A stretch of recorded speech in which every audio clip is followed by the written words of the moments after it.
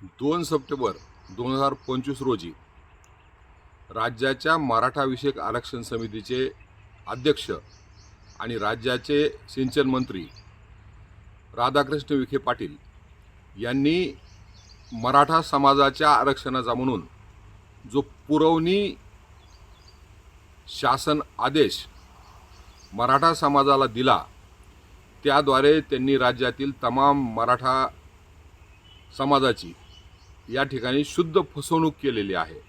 कारण तो शासन आदेश आहे, पुराव्याचा शासन आदेश आहे, तो कसल्याही प्रकारचा कायदा नाही.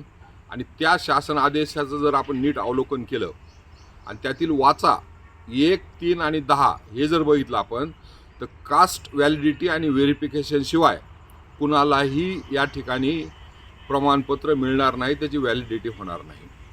आणि व्हॅलिडिटी होण्यासाठी जो फॉर्म 1 भरावा लागतो, त्यामध्ये अदर बॅकवर्ड क्लासेसमध्ये ज्या जाती आहेत त्याला क्रमांक दिलेले आहेत.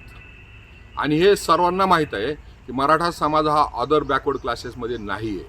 त्यामुळे त्यामध्ये साधा फॉर्म जरी भरायचा आहे, ऑनलाईन फॉर्म कास्ट व्हॅलिडिटी आणि व्हेरिफिकेशनसाठी, तर त्यामध्ये क्रमांक टाकावा लागतो.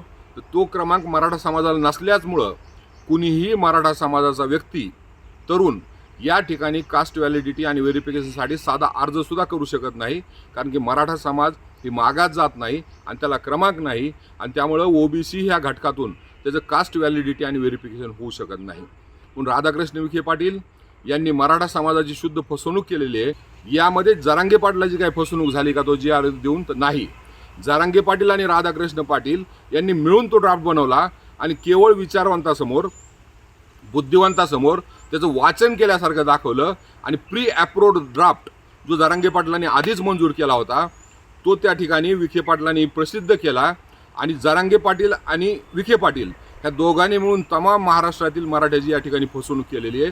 फसवणूक ही जरांगेची वैयक्तिक झालेली नाही, तर करोडो मराठ्याची फसवणूक या ठिकाणी झालेली आहे. आणि जरांगे जे काही बघतायत त्यांना शासन आदेश, कायदा यातला फरक कळत नाही आणि सातत्यानं ते भोंदूगिरी करतायत.